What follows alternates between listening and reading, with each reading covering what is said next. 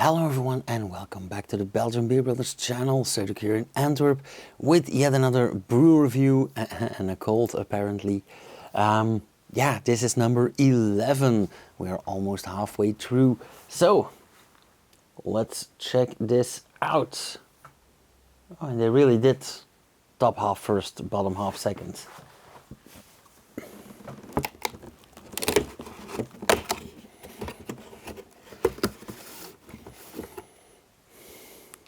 Oh, it comes with a story. Again, super cool label. I don't know why, but they did get into horror quite a bit this year. I love it. Bierol, Wheatenstein. And we get a Frankenstein's monster with a lot of wheat around him, or actually he's made out of wheat. Funny thing is that I think next week or in 2 weeks I'm gonna start the new Frankenstein series on Netflix because I am way behind on that. So yeah, very fitting. Bierol in Sonnendorf in Schweig, Austria, Privatbrauerei. Nice. Vollbier, Zutaten, Wasser, Gerstenmalz, Weizenmalz, Hopfen und Hefe. So, water, malted barley, malted wheat, hops and yeast. But they don't specify, that is a shame. And it is a 7.5% ABV Imperial Weizen. I do like that term, Imperial Weizen. Nice. Sounds like something that needs a stormtrooper on the label. The story. Wheatenstein, a monstrous brew. This Imperial Weizen comes alive at 7.5% ABV, full of wild esters, ripe banana and scientific madness. Welcome to the laboratory of flavor. Okay, so it's gonna be strong and very classic with a lot of banana flavor. I am very curious. I do love Weizens, white beers, wheat beers. Hefeweizen. Yeah, interesting.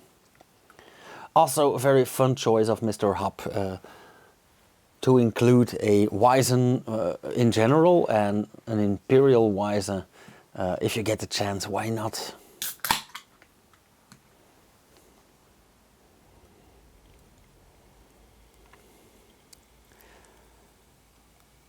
Relatively dark for a Weizen, but I have been surprised by this more often. For some reason, because our best known Weizen wheat beer is Hoegaarden, which is very, very pale, very white. So this is a very dark Weizen for us. Of course, I do know that in Austria, in Germany, in Tirol, in the north of Italy, for example, that they have more of this kind of beer. Beautiful color. It's like a light orangey amber, quite bubbly. Not a lot of foam, really got away quite quickly. But sometimes these Weizens can be slightly sour-ish or on the sour side. And sourness, acidity and foam are not the best of friends. Nice white foam, very typical for this style. Oh, and there we have it already. Very, very fruity, very banana, very malty, grainy. And honestly, this really reminds me of Safe Beer. And not just because I'm wearing one of their sweaters, but this scent is really, really close to Safe Beer.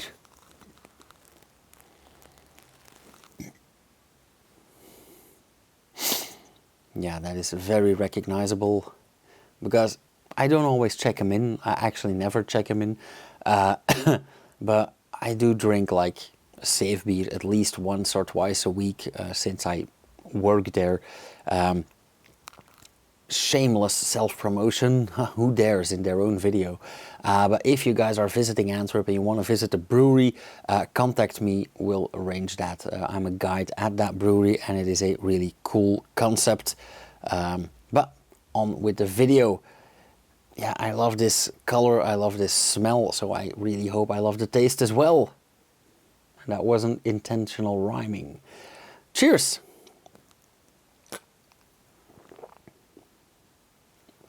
Oh yeah, the flavor is different than Safe.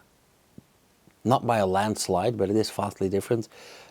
Reminds me of Safe beer, but it also reminds me of a Westmalle triple, for example.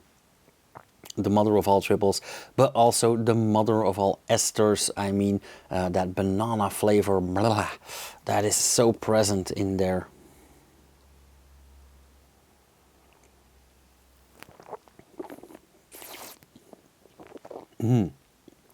Yeah, this is yeasty, breathy, sweet, fruity, very ripe banana. I think if you have a piece of chocolate, maybe some dark chocolate with this beer, it's like eating a banana split. Yeah, quite cool.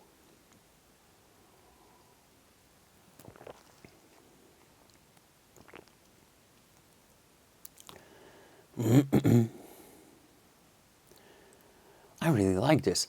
Mouthfeel is also quite special. Oftentimes these Weizens, and mainly the thicker ones, are very creamy, very soft, very, yeah, very calm. And this is quite lively. This is also, it's not thin at all. It's not sugary either. It is quite thick, it is quite creamy. But this is quite carbonated as well. So, very interesting combo.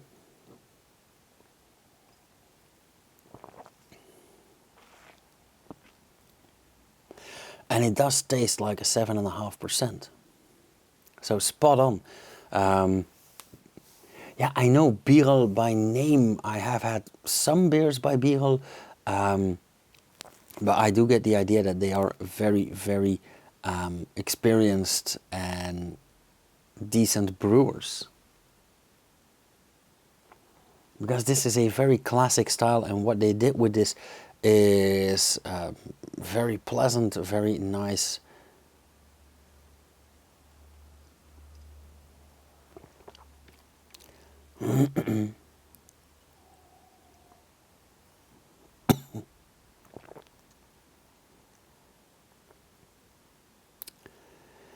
Okay. After flavor is also interesting, to say the least. Very often times with beers like this, the banana flavor is very dominant in the aftertaste as well. And in this case, it's not. It is present. It is. It just doesn't disappear. But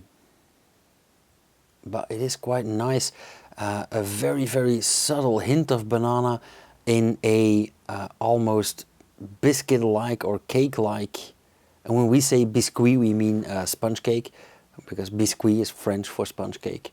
And when you guys say biscuits, we mean cookies.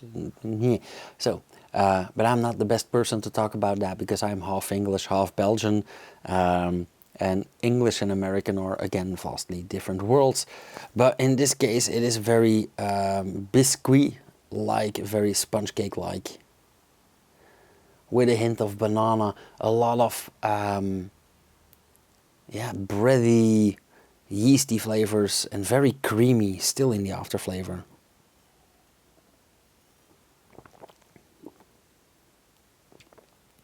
It's also very pleasant that it is sweet, but not because of, it's not sugary sweet, it is malty sweet. Leftover sugars, but in a very nice amount. Yeah, this is an instant 3.5, definitely. A lovely take on a classic style. Beautiful beer, beautiful can as well. Yeah. Okay, that all being said, guys, thank you so much for watching. Tomorrow we'll be back with number 12, halfway through already. Time flies when you're having fun. If you want to support this neat little hobby of mine, if you enjoy this channel, visit the Patreon page, buy me a beer.